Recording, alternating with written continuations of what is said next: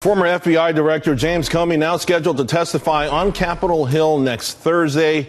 All eyes will be on this, but here's the thing. We're learning that perhaps President Trump could try to block Comey from testifying and discussing their conversation by asserting executive privilege. White House senior advisor Kellyanne Conway said President Trump will decide whether to invoke those presidential powers next week. Joining me now to discuss, Greg Jarrett and Tom Fitton. Tom, let me ask you first, listen, this is the moment of truth, the moment we've all sort of been waiting for.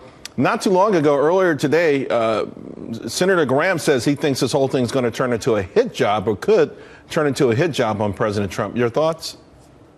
Well, certainly the reports since Comey's been fired about his disgust for the president show that he doesn't like him and is unlikely to testify in a way to make the president look good. But, that's neither here nor there politically. Frankly, that will probably make Comey look bad if he betrays confidences. I don't think the White House should prevent Comey from testifying, even though they have probably a legal leg to stand on there, or a legal right to. But if Comey's smart, he'll testify generally about his impressions from the meetings with the president without disclosing the specifics of what he was told. You just cannot have FBI directors betraying confidences like that. Right. And Comey, despite his bias against the president, I hope is smart enough to understand that he can disclose without breaking confidences. Well, I think, Greg, obviously certain things will be redacted, but I think the key here is all these memos that he wrote after phone calls and meetings. If they're asked to read those out loud verbatim, whatever doesn't, betray national security, then it might turn into some form of a hit job. If he went home after one of those meetings and said, the president pushed me around, and he actually typed out those kind of words. Yeah, but my guess is the most incriminating part of it was read to the reporters by the colleagues of James Comey.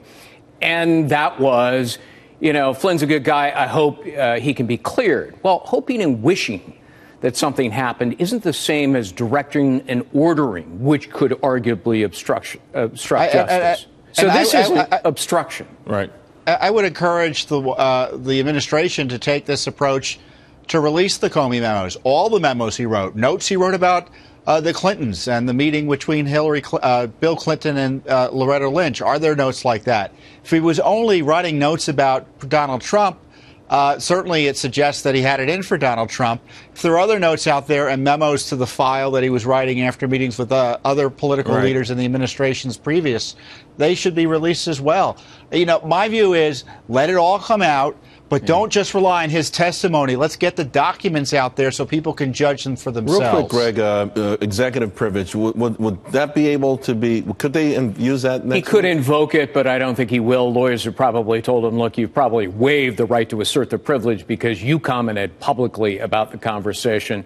And it would be political suicide. It would really look like the president is trying to cover up criminality when, in fact, there's no crime if the words are as stated in Comey's memo. Let me ask you about the other part of the White House legal docket, if you will. The travel moratorium now being pushed to the Supreme Court. Your thoughts? He's got a better chance in the Supreme Court. Kennedy will be the swing vote, so we'll wait and see.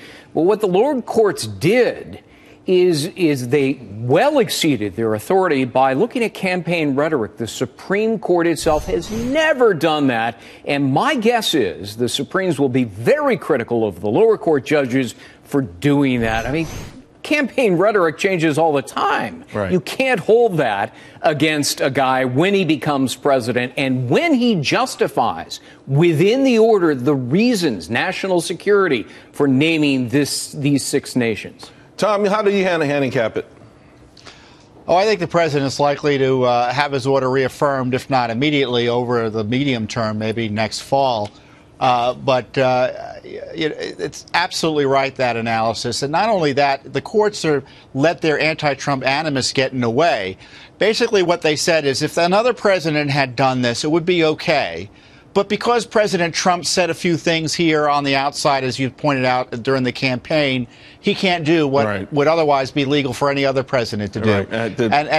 This anti-Trump animus is not only deranging the media, some in Congress, some in the FBI, but it looks like some court judges are getting bound up in the craziness, too. All right, gentlemen, thank you both very much.